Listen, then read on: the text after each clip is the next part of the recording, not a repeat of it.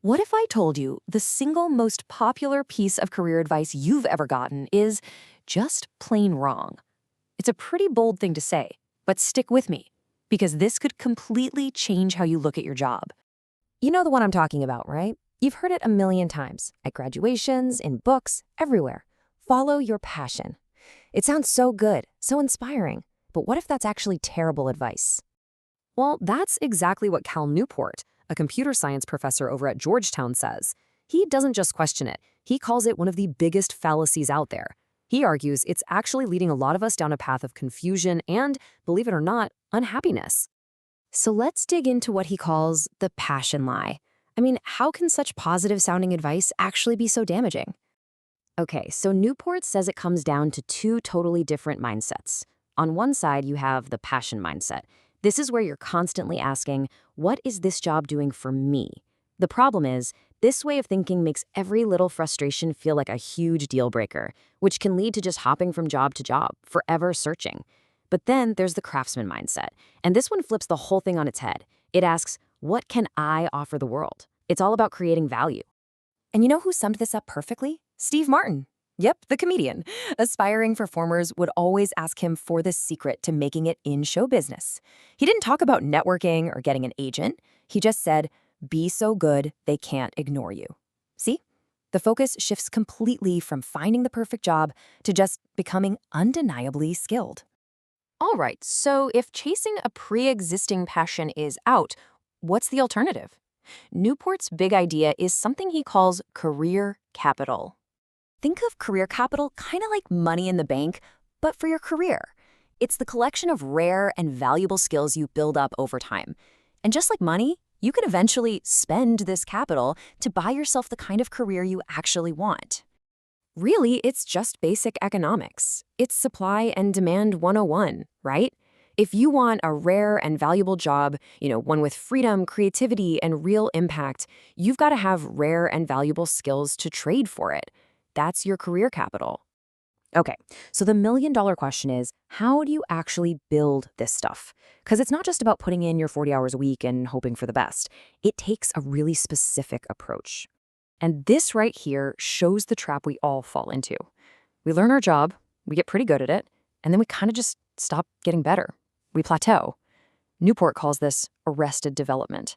But to build real powerful capital, you have to consciously smash through that plateau. And the way experts do it is with a technique called deliberate practice. Now, deliberate practice isn't just about working harder. It's about training smarter. It means zeroing in on a specific skill and just hammering away at it with intense focus. It's the difference between a guitarist just playing songs they already know and one who spends an hour just on that one really tricky chord progression until it's absolutely perfect. That's the difference. So how do you actually do it? Well, it really comes down to three key parts. First, you have to stretch. You've got to constantly push yourself just beyond your comfort zone into that place where things feel a little bit hard. Second, you need feedback. And I mean honest, sometimes brutally honest feedback, so you know exactly where your weaknesses are. And finally, number 3 is patience. This stuff takes time. Real valuable skills aren't built in a weekend workshop. They take years. It's a marathon, not a sprint. Okay, so let's say you do all this. You push yourself, you get the feedback, you're patient, you build up all this valuable career capital. So what? What's the big payoff at the end of all that hard work? Well, the payoff is huge, and it ties right into what psychologists tell us actually makes people happy at work. That career capital you've earned, you cash it in for more autonomy. That's more control over your work. It builds your feeling of competence, that amazing feeling of, wow, I'm actually really good at this. And it leads to better relatedness, connecting with people who truly respect what you bring to the table. And this is the big twist. The whole point of this entire idea. We've had it completely backward. Passion isn't the thing you start with. It's not the cause. It's the consequence. Passion is the feeling you get after you've become really good at something valuable and you can see the impact you're having. And once you've built up enough of that capital, something even cooler can happen. You might find a mission. And we're not talking about some vague, fuzzy dream here. We're talking about a real, unifying goal for your career that you can only even see once you're at the top of your game. You're at the cutting edge, and you can spot the next big thing, what's called the adjacent possible, that beginners can't even imagine. Now, this is a really compelling and powerful idea. But, no theory is a perfect silver bullet. We've got to be realistic. So let's take a look at some of the criticisms and the other side of the argument.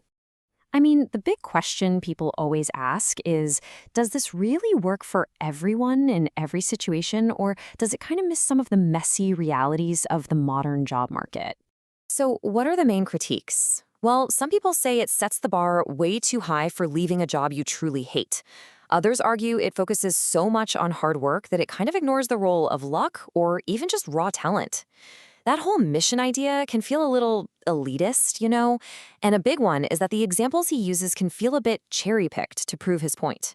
For instance, there's one anecdote that critics really jump on. Newport compares a female yoga teacher who struggled with a male ad exec who succeeded. But the thing is, the executive had decades of industry experience, while the teacher was just starting out. It's not really a fair apples-to-apples comparison. And some have pointed out that a lot of the failure stories in the book tend to feature women, while the success stories are often men. And this quote really gets to the heart of the counterargument. There's a ton of value, especially when you're young, in just exploring different roles to find a good fit. Economists call it match quality. The craftsman model can sometimes feel like it's telling you to just stick it out no matter what, when maybe what you really need is to try something new. So look, Newport's framework might not be the perfect answer for every single person in every single situation, but the core idea, this concept of building career capital, is a total game changer. It takes the pressure off of finding your one true passion and instead gives you the power to create it. And that leaves us with a much more practical and, I think, much more powerful question to ask ourselves. What rare and valuable skill will you start building today?